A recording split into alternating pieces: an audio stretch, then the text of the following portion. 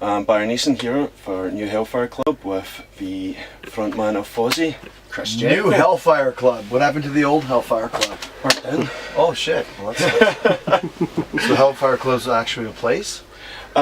In Glasgow, it's basically a music promotion slash charity. Gotcha. Do a lot of stuff to try and make it easier for. Congratulations to the new Hellfire Club. Thank you, thank you. Great to be here, and welcome back to Glasgow. Yeah, man, we love Glasgow. It's always probably one of the best cities for Fozzy. This is the biggest crowd we've ever had in Glasgow. We sold out like a month ago, which is great. Actually, I was just out putting a couple free tickets. Every time we have a sellout show, I put a couple tickets in an envelope and hide it somewhere near the venue. Promoter was nice enough to give me 2 sets of tickets, and some cheeky fuckers took both of them. Really? I'm like, that's not cool. I was just like, dude, that's not cool. I mean, you find them both, leave it for somebody else, because everyone's looking for them. So, but that's what happens sometimes. So you can't control these folk, unfortunately. Exactly. So anyways, we're excited for the sold out show, and besides that, sell it or not, Glasgow's always just a great crowd. Lots of fun. Excellent. I've been lucky enough, this will be the 3rd time I've caught you at Glasgow. 4th time, oh nice. Well, 3rd time, sorry. 3rd time. 3rd time. But how many times have you actually played Glasgow? I don't know, man. Mm-hmm. We've been coming here, I think, since 2005 or 6, so probably 6 or 7 times, maybe.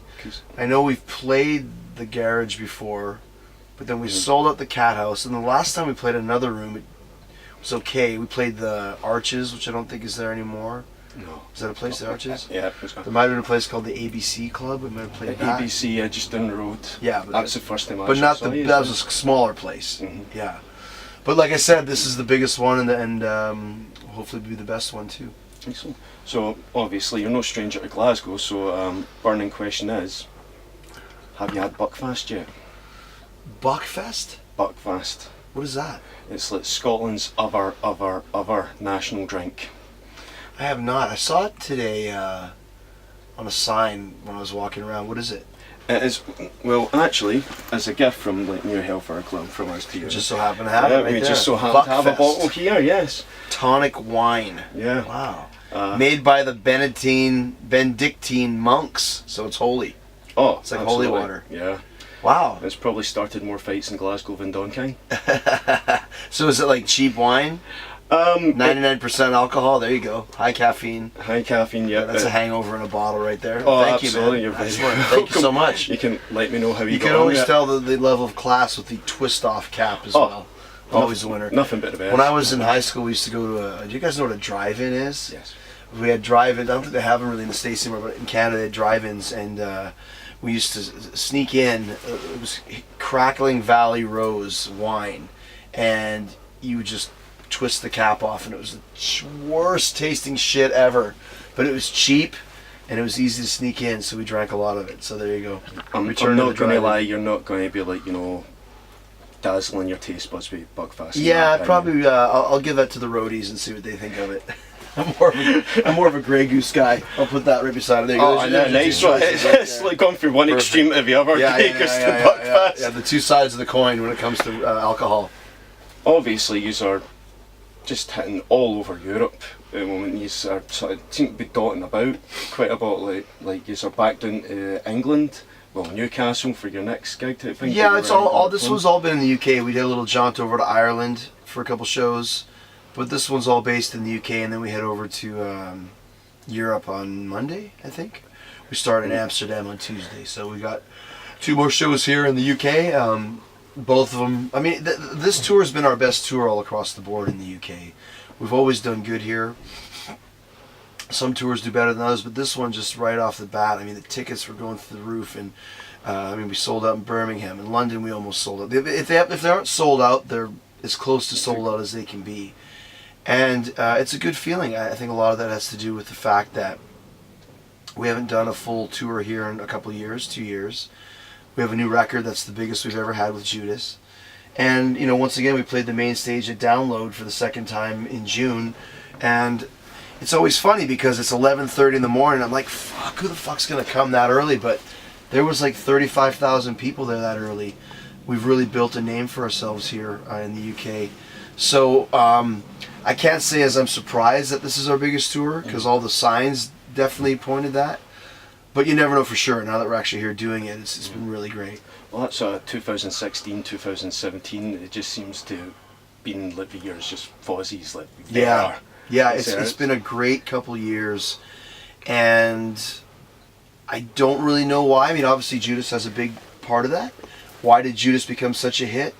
Hard to say. I mean, I can analyze it until the cows come home, but rather than analyzing, just sit back and enjoy the ride, because it's been a long road, a lot of work, a lot of hard work, but it's paid off now. You know, like I said, more than ever. I think Judas right now is the highest it's ever been in the charts and sales and streams, and it's been out for almost 6 months. So it's really, it's a really cool time, like I said, and it's well deserved, and we're enjoying it. Oh, one thing I should say before I completely forget, I've been asked to basically thank you for actually being able to pronounce Glasgow. Yeah. Yeah. It's not Glasgow. It's Glasgow. I've been living in Glasgow all my Yeah. life. I've never seen this glass cow that a lot of people ask for. Yeah, I learned that years and years and years ago. Even, I mean, WWE is very popular in Glasgow as well. So it's one of those things, if you've been here, I've probably been here a dozen times. If I didn't know the proper pronunciation at this point, you know, just shoot me in the head, right? Off to Newcastle tomorrow. Guy Fawkes night as well.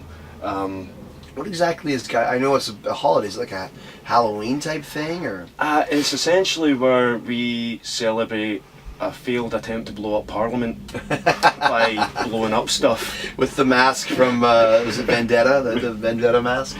Yeah. So, obviously, you've seen plenty of fireworks displays and stuff like that, but you'll get a chance to check it out tomorrow, I would imagine. Hey man, that's one thing I love about coming over here to the UK and to Europe. You get a chance to be a part of the culture. You know, like you said, to enjoy the buck fast. I was going to call it buckshot. The buck fast. You know, see the fireworks for Guy Fawkes night and all those things. Even like we had Halloween here on the 31st in Chester, which was fun because you never know. Does England have Halloween as well? And we all dressed up. The band in. There were some people in the crowd that was dressed up. So it was, you know, just if you're going to be gone from home, you want to enjoy yourself and have fun and take in as much as you can. And I mean, we've seen all the castles that we need to see at this point and things along those lines. Still very cool, but it's the stuff like you said, like a Guy Fawkes night with this. That's kind of a little bit more circumstantial than here's, you know, the St. Abbey's, you know, cathedral, and you're like, okay, great, it's made. I get it. Every church in Europe is 600 years old. They're amazing. They blow every church in the States away. I've seen them. I'm jealous. I don't need to see them more. That's fair enough. And you've basically just stole my last question, which I was going to say, did folk dress up for your last gig? But as you've answered that, as you're going about Europe, any sort of like just delicacies or? Well, I mean, delicacies. I love Nando's. I can eat Nando's every night for dinner, and I usually do, because I found here, and this is not an insult, but I like what I like, and a lot of times people say, well, go to this pub and try this, it's really good, and it happens to our drummer Frank all the time. Go get this soup in London. He went to the soup place, the soup was the shits, he hated it. Last night in, where were we last night? Sheffield. He went to some pub, and it's like, try this, and it was like, ended up being some kind of weird little meat pie with like relish on the top, and he's like, it's suck. I'm like, dude, stop listening to what everyone tells you about this is good and just go get Nando's. Listen to me. I've been to Europe, you know, 100 times. This is the reason why I eat the same thing every night, because if you start trying, it's different type of food, and it's a crapshoot. So for me, Nando's is the delicacy, and I can eat it every night. Now when we go to Europe, it's going to be a different story because they don't really have a lot of Nando's there. So I'll have to deal with it a little bit differently over there. I will have to try some stuff. But here, I don't need to try anything. Just give me Nando's and my Grey Goose and a tea, and I'm good for the day. Good for the day. Well, I also heard that you generally have a rotisserie chicken. Well, yeah. Just as a backup. Well, yeah, chicken or Nando's, one of the two. The only thing with rotisserie chicken is that they bring you a whole chicken. The reason why I have that on the rider is because I know you can't screw it up, once again. But you can screw it up if you bring it too early. So if they bring your rider, which is usually Italian meats and cheese and fruit and some water, and here's the chicken, and that comes at like noon. By the time you're ready to eat the damn thing at 6 o'clock, it's freaking cold and congealed. That's no good either. So Nando's is better because you got to get it fresh and hot. That's for me. Have you managed to try haggis yet? I have not tried haggis, and it is on the list of things that I will not be trying. Oh, no need for Jericho and haggis to ever meet. Fair enough. I noticed you looked at the bag very suspiciously in case of a lamp. Well, I'm not well, you already pulled out the buckshot, so you know. You're safe. You're safe. Just basically one final question. Fozzy started off as like a covers band, obviously. It was 17 years ago now. Yeah. How does it make you feel to think there could be young aspiring bands out there covering Fozzy tracks, and what sort of advice would you give man, them? it's really cool. Like, you know, we stopped doing the cover thing probably in 2002, and then we really kind of went full on in 2010, and you can see the growth of the band in the last 7 years. And to see people covering Judas, and even somebody sent they were at a bar and some bar band was playing it. I mean, that's really cool, man. I mean, that's where you know you've done some good in your profession. And like I said, selling out here and all those are huge victories for us, and it's something we don't take it for granted, man. The fact that people are so excited to see us, and I love reading the tweets of like, yeah, I'm priming up, got my Fozzy playlist, taking the train, driving in, walking over, you know, all that sort of stuff. It's like, you know, it's like we had a day off the other day, and I flew to Birmingham to go see Metallica. Same thing, same feeling. I'm excited to go to the show. Really can't wait, you know. And whether you've seen a band one time or 20 times, if they're your favorite band, every time is better than the last. And we take great honor in that. And every show we play, whether you're sick or whether you're tired or whether you're jet lagged, fuck all that shit. Go on stage and rock and leave it on there. And we have a great reputation for doing that. And I know what it's going to be like tonight because the Glasgowians, how do you pronounce that? Glaswegians, there you go. Always one of the best audiences for wrestling, for rock and roll, for Jericho. So we're excited, man. It's going to be a great night, and it's always fun to see how people react to Judas because we play it first, and everybody's singing it. Which in the States I understand because it's all over the radio. I know not rock radio's not really the same here, but they're hearing it somewhere. So 10 million views on YouTube. Somebody from Scotland's probably heard it and seen it. So it's going to be great, man. Metallica gig. I managed to catch them in Glasgow. Yeah. It was great. Yeah, I mean, they're always great. It's fucking... They're Metallica, man.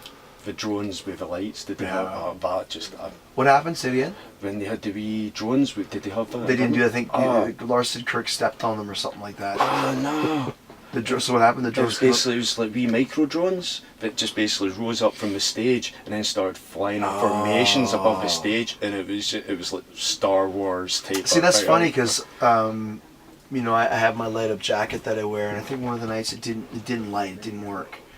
And it's like, what the fuck are you gonna do? And most people don't even realize, like, I had no idea they were doing that, but Lars mentioned it because I was talking to him after. I didn't know what he was talking about, but that's what it was. So I'll save it for next time. Absolutely. Well, thanks, guys. No, thanks very much for your time. Fun. It was good. Thanks, man. Absolutely.